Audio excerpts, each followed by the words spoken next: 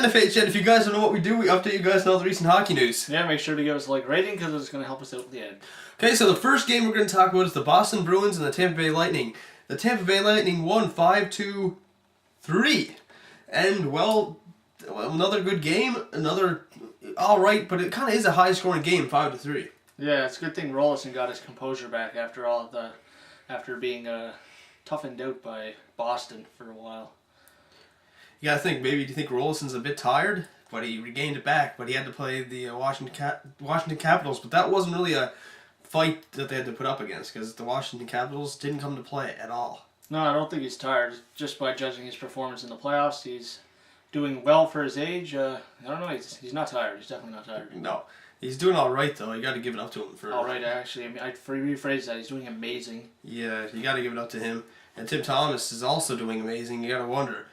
Like, these two goaltenders are crazy good. Yep. And they're where they're supposed to be. Okay, now we're going to talk about the Vancouver Canucks and the San Jose Sharks game, and hopefully this series is going to come out just the way I want it to. They're going to keep winning the games. Well, Vancouver, I'm talking about. They're going to keep winning, hopefully, and they're going to beat San Jose. I honestly want to see the Sharks win, but my heart says Vancouver. I guess it's just my Canadian blood running through my veins. Canada.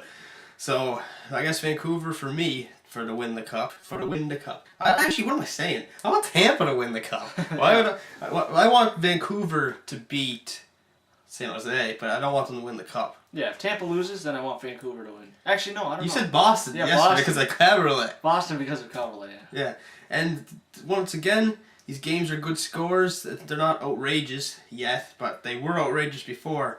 But they're good games to watch. Like, they're good playoff games to watch. You guys should be watching all the games. They're really good games.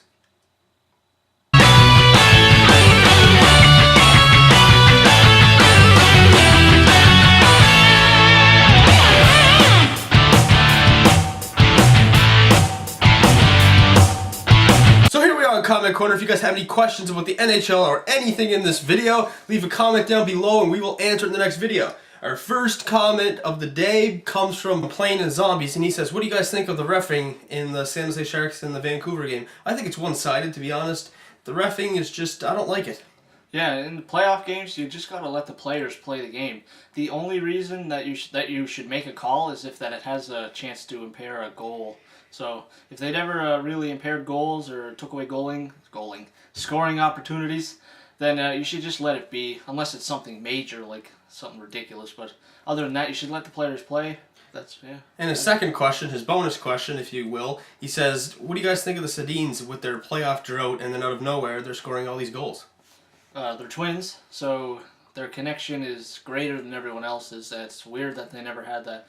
Well, maybe when one fails, the other fails too, maybe. Maybe that's how it works with twins, I'm not sure, because something weird with their brain. I don't know, maybe when one clicks, the other one will click too. They'll get inspiration from each other, and yeah, that's how they'll do good. I can't sum that up any better than that. Our second comment of the day comes from Leto, and he says, do you guys think the Washington Capitals will fire their coach, Bruce Boudreau? I actually think they will, because every time they go to the playoffs, their team's just not working well. Maybe they have something going on with their coach, which lacks their performance, because he's been with the Washington Capitals for a very long time, and we've seen this happen with the Pittsburgh Penguins. They had their coach, and the players just did not like the coach, and they did not perform well because of the coach. And then when they got their new coach, they freaking won the cup. I have really no idea if they're gonna fire him or not. If I were General manager, yeah, I probably wouldn't fire him. They make it to the playoffs every year. What are they, top? They were top in their conference or division. So there's no reason. But then again, you have to think they're a good team. They would probably be there anyway, even if it wasn't for the coach. But I don't know. They seem to do pretty crappy during the playoffs, but I don't see why there'd be a reason to fire him. He's doing all right. There's probably no one better anyway. Well, we'll just have to see what happens at the start of next year. So our next comment question comes from John, oh my god. Dan John. So our next question comes from John, so our next comment comes from John, it's Dan. Question comes from Don, oh my god, it's a tongue twister. Ready? So our next comment question comes from Dan John Works. And he says, who do you guys think would win in the finals if Boston and Vancouver were in the finals together? Who do you think would win? I honestly think the Boston Bruins would win because they're a stronger team and Tim Thomas. I don't think Boston's a stronger team than Vancouver, but you never know what can happen. Those teams seem pretty equal as of right now. I mean, they've got two amazing goaltenders. They've got good defense, especially Kaberle. I'm going to back Kaberle up here. He can pick anyone out. But yet, they say ever since Kaberle joined the Boston Bruins, they've probably done amazing. No, they actually said their their defense has been horrible since he joined. All the goals are getting scored on them when he's on the ice. His plus minus is horrible. Their defense was top of the NHL, and now it's down just because since he joined the team. Plus, he likes to shoot the puck in the friggin' camera holes and friggin' hit women in the face with the puck. So, I don't know. Do you want Kaberle on your team? I wouldn't. I would. He can pick anyone out and give them a scoring opportunity. He may not be an amazing defense, which he already is an amazing defense. Boston's just too shitty to match anyone up enough with him, and he lacks... Chara's a big goof. Chara is Chara. You can't say anything about Chara. When was the last time he actually... How many points does he have? I don't know, but Chara, he's intimidating. He's intimidating because of his size, but that's about it. He has the hardest slap shot in the NHL. That doesn't mean anything. I want you guys to leave a comment down below and say Kenny's right or Johnny's right, and we will put your names right here, and we'll say what you said, and we'll see whose poll is bigger. Johnny's. I'm not done talking. Johnny's or Kenny's.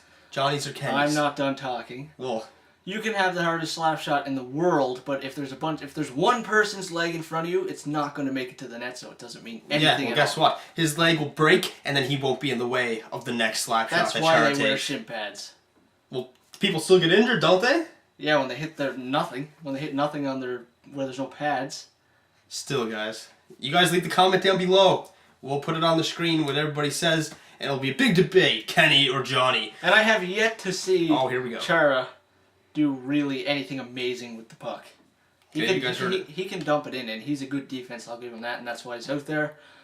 But other than setting up plays and stuff, Kaberle's got him beat on that. I'm pretty sure Kaberle's equally good as defensive-wise as he is too, so I would say Kaberle is better than Chara. We'll just have that vote. Kaberle, Chara, Johnny, Kenny. We'll do it. Don't go by size either. We'll do it. Okay? We'll do it. Our next question comes from Chichilas Forever, and she has a bunch of questions, so let's see if we can, if I can remember half of them. One was, why was there a ticking sound in the background? That was our fan. It was really hot that day, and yeah, I did not want to sweat. Second one was, do you think the Sharks and the Vancouver Canucks will go to Game 7? Yes, I do believe they'll go to Game 7. They're an even match. It's going to be ridiculously good.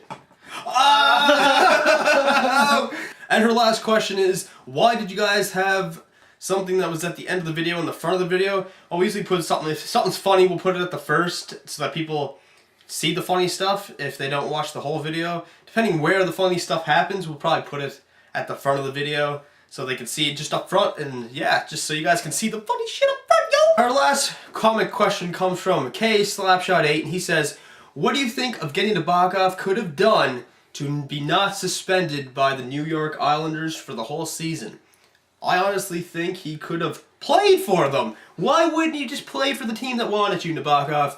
I already had this rant. I'll put a little video right here so you guys can see it. You guys can go watch that little rant. Remember, that was my very first video talking about hockey. I probably look like an asshole, sound like an asshole. I'm just an asshole. But yeah, you guys can watch that video right here. You can click it. Click it. You love to click it. And do you have any thoughts on Evgeny Nabokov? He just should have played for them. I don't know. I don't know what else he could have done. Maybe he could have quit the NHL, then he wouldn't have got suspended. Okay, so what's your thoughts on Evgeny Nabokov?